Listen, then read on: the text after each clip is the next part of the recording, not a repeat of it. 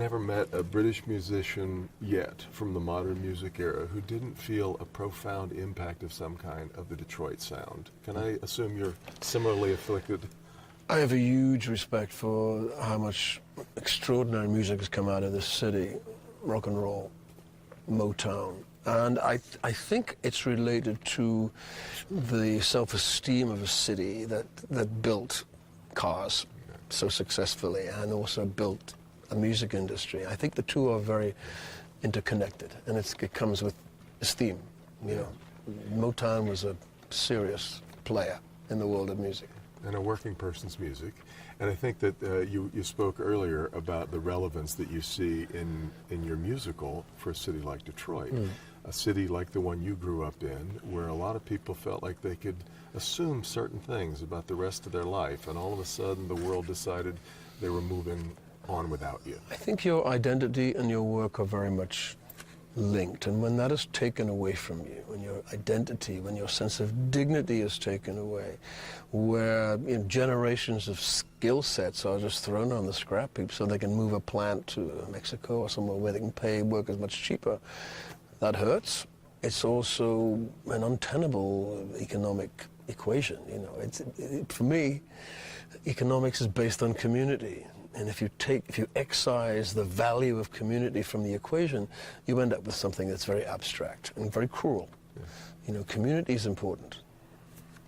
We see a lot of people struggling with clinging to a life that they know and understand, and that is playing itself out politically all over the world. In fact, that's a large part of what happened with Brexit, isn't it? It's true, but you know, I think that we need workers, we need skill. And we need to rebuild our countries. You know, America needs to build infrastructure. You know, and the people of Detroit are very, very good at building things. It's just a matter of putting the money into mending the country, and the same in my country. So there is a great need for workers. We can't deny that. It's interesting. The storyteller role often falls, it seems to me, to people like you, who, as much as you respect and love that life now, it wasn't right for you. Yeah. And yet it's left to you to be the chronicler of that time. It's an interesting position to be in, to be exiled or self-exiled from a community. You actually see it clearer. So I was in an ideal position as a songwriter, as a storyteller, to be from that community but no longer of it.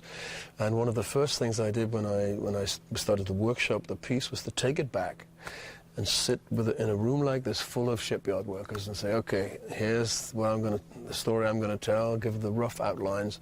I need your permission. Am I doing a good job? And they wouldn't tell me anything but what they felt. I said, yep, you're doing a good job.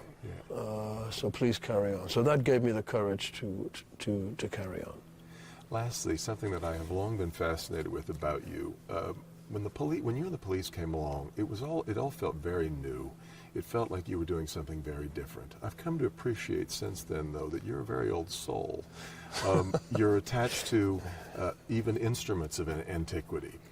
And when you described yourself earlier as a singer of songs, that to me speaks to somebody who I feel like you're connected to this long practiced craft. I think it's a very old tradition that goes, I know it as far back as the Renaissance, so people would strap their lutes to their donkeys and go traveling around and get paid for singing songs.